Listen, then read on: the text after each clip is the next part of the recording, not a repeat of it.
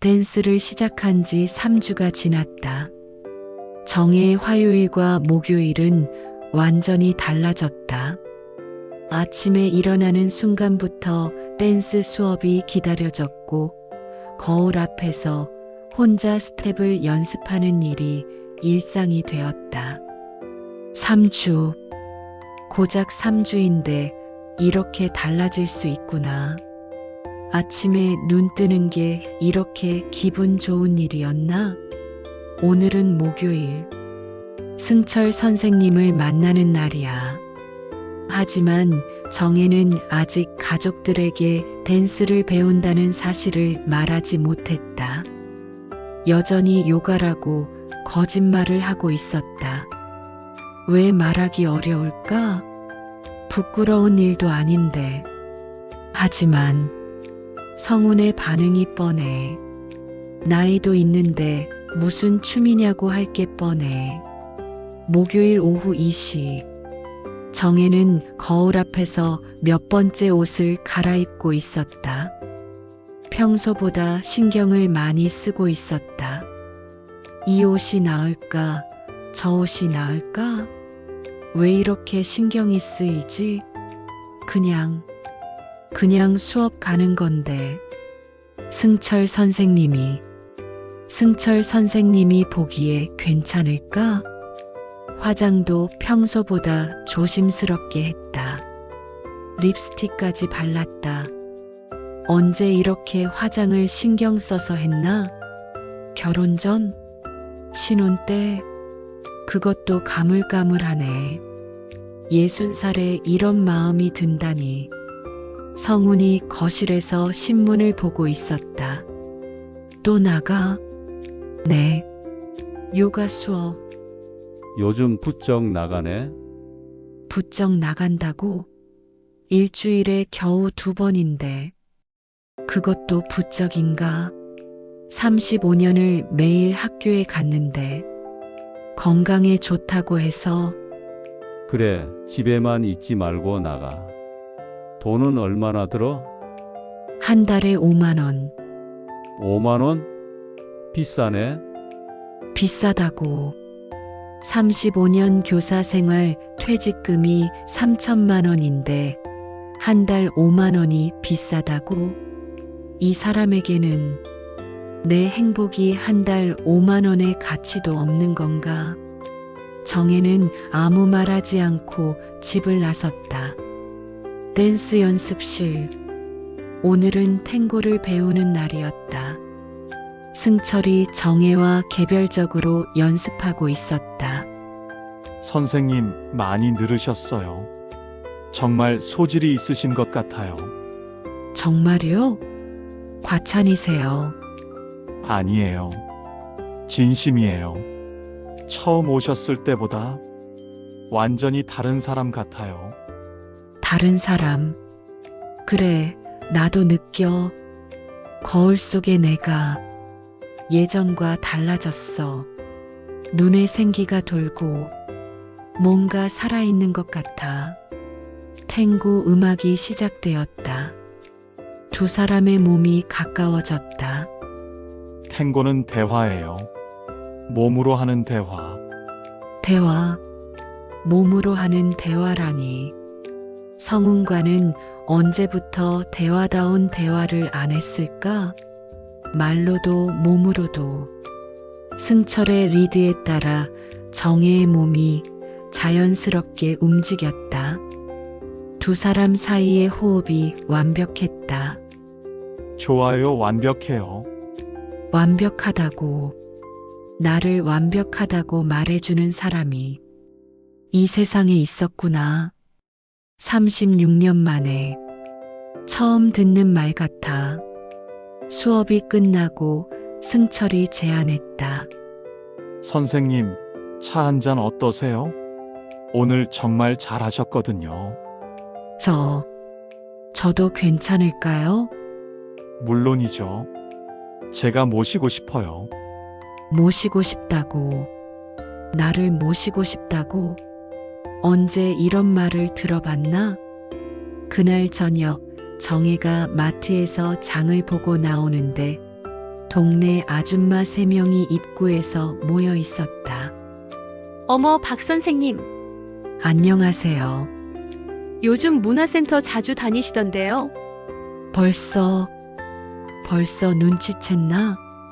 이 동네에서 비밀이 있을 리 없지. 네. 요가 좀 배우고 있어요. 요가요? 저희가 보기엔 남자랑 같이 계시던데요. 정혜의 얼굴이 굳어졌다. 그게 강사 선생님이. 아, 강사 선생님. 그런데 요가 강사가 그렇게 젊고 잘생기던가요? 저희가 보기엔 춤 같던데. 혹시 댄스? 들켰다. 완전히 들켰어. 이제 어떻게 하지? 부인해야 하나? 인정해야 하나? 그냥 요즘 나이 드신 분들이 그런 거 많이 배우신다더라고요. 그런데 조심하세요. 조심하라니요? 사람들이 뭐라고 할지 모르잖아요. 특히 남편분이. 사람들이 뭐라고 할지, 남편이 뭐라고 할지, 그게 그렇게 중요한가? 내가 행복한 건, 내가 살아있다는 느낌은 중요하지 않고, 정혜는 아무 말 하지 못하고 집으로 향했다.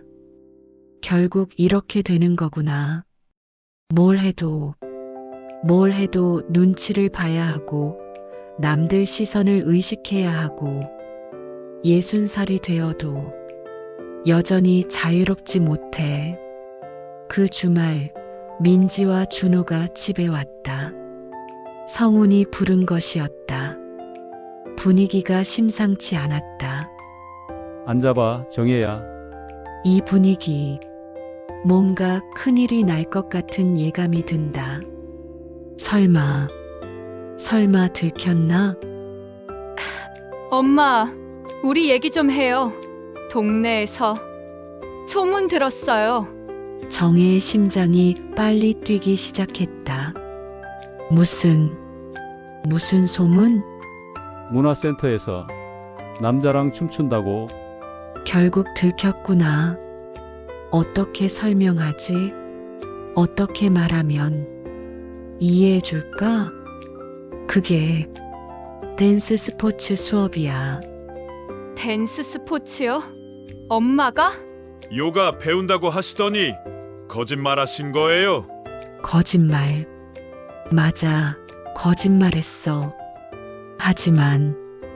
하지만 사실을 말했다면 이 반응이 더 심했을 텐데 거짓말이 아니라 말하기가 어려워서. 말하기 어렵다고? 부끄러운 일이니까 그렇지. 부끄러운 일이 아니야. 60 넘은 여자가 남자랑 춤추는 게 부끄럽지 않아? 60 넘은 여자. 또 그 말이다. 60이 넘으면 꿈도 꾸면 안 되고, 행복해도 안 되고, 설레어도 안 되는 건가? 엄마, 사람들이 뭐라고 하는지 아세요? 뭐라고 하는데? 박 선생님이 남자한테 빠졌다고 해요.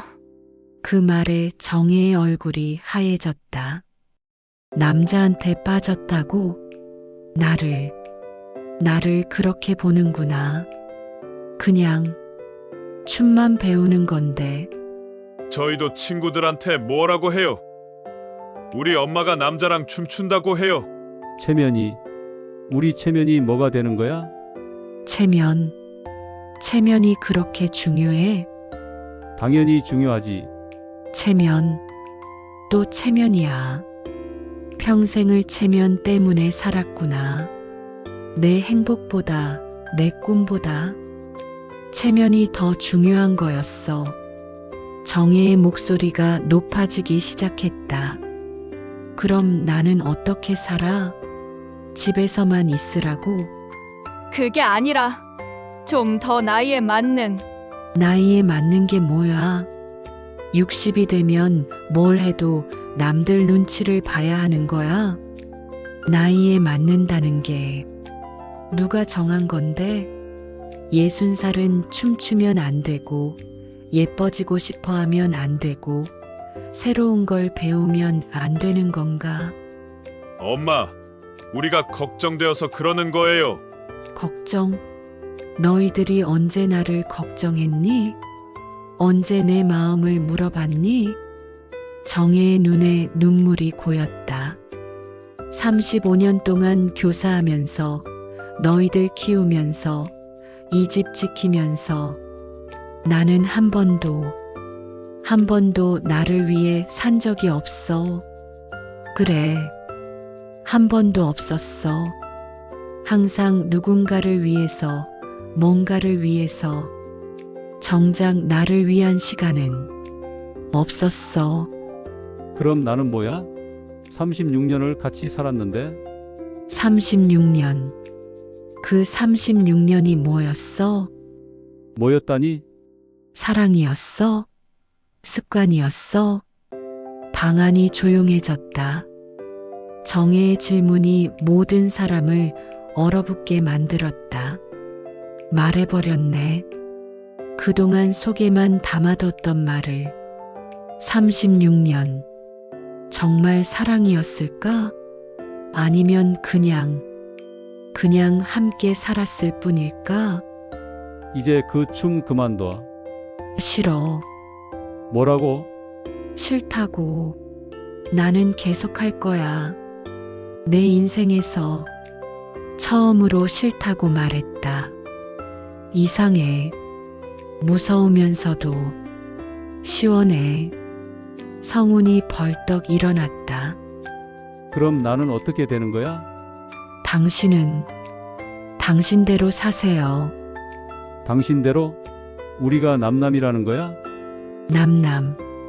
어쩌면 진작에 남남이었을지도 몰라. 같은 집에 살면서도 각자 다른 세상에 살고 있었으니까.